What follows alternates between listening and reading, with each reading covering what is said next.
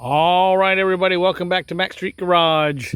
You can see the carpet or the rug is still on the car, drying out still. It rained just a little bit, so it did get wet more than I intended, but it is drying out quickly, and hopefully I can put it back in the house tonight and get it vacuumed up for all the cat hair. Now, let's get on to business.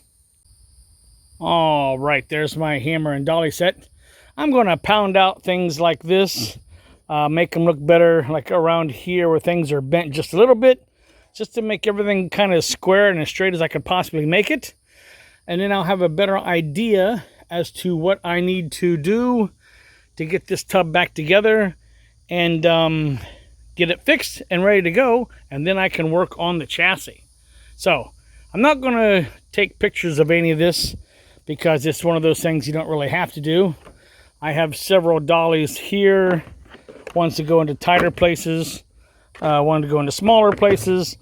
I've got I call this a, well, I don't know, there's a flat edge here that when you want to get around things like this. There's the more round edge when you want to get more pinpoint. And then there's another hammer that has the flat head here and a flat head there. Flat everywhere, a flat. But anyway, yep, and here's one I've never even used because it's still in the plastic. Look at that, huh? But anyway, with that being said, let's get busy with, I want to say this one. This one and this one, I think. Yeah, that'll work. So, all right, stand by. Let's work on this area first. See if I can make that look good. Again, I'm not going to do all the bang with the hammer because it just kind of, everybody knows what that sounds like. I'll be right back. All right, this dent is proving a little more difficult to get out. I can see a piece right here, it's all whacked. I'll probably have to change that piece. But I'm using this board as sort of a lever, using a 2x4 here, and I'm pounding down to force this down, which will force that out. And this 2x4 will help keep from deforming the front of the rear wheel well. So it's coming out very well, actually. But anytime metal is stretched, whenever you go to put it back, you kind of, you have to go beyond what it was before because it will spring back, especially if it's been bent for a while or if the metal's been stretched. And it looks like the metal's been stretched pretty good because this crack wasn't there before and it's there now. So if I get a little closer. Oh, maybe not. Maybe you can't see it.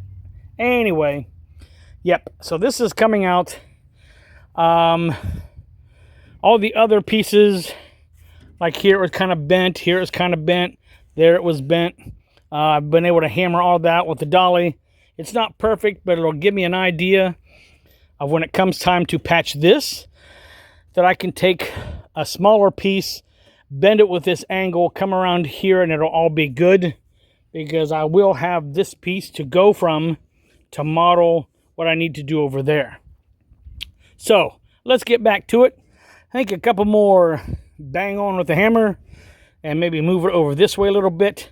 Turn it vertical so it hits in a specific point. I can get this dent the rest of the way out. Let's see what I can do. All right, the sun's going down. I got about a half an hour more of sunlight.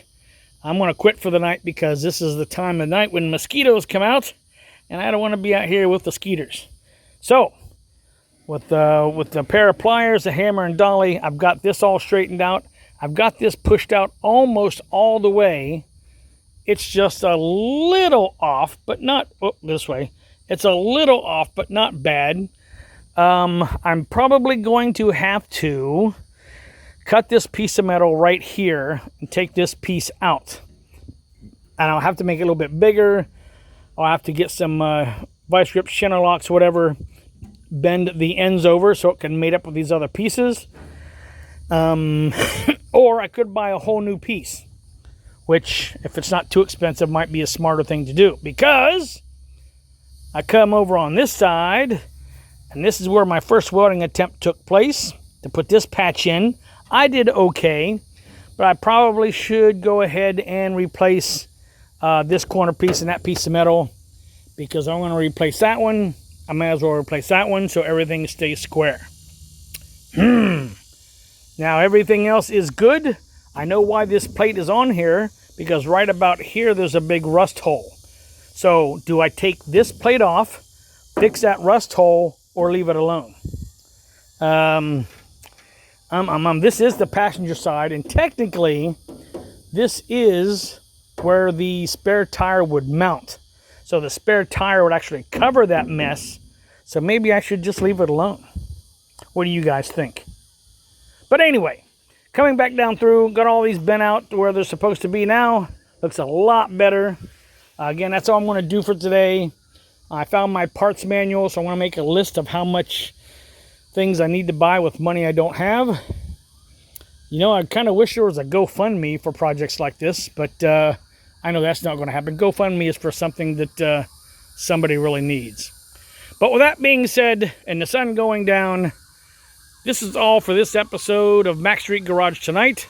Be good to yourself, be nice to each other, and I'll see you in the next video in a few minutes with pictures from Mickey's Not So Scary Halloween Party. Bye!